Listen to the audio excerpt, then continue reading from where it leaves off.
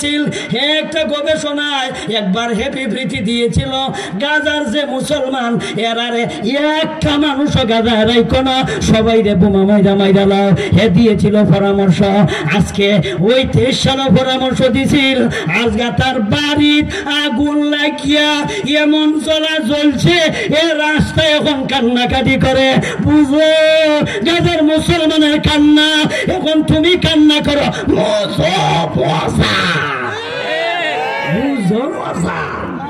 বুঝো মুসলমানের মত, মুসলমানের কষ্ট একটু বুঝো।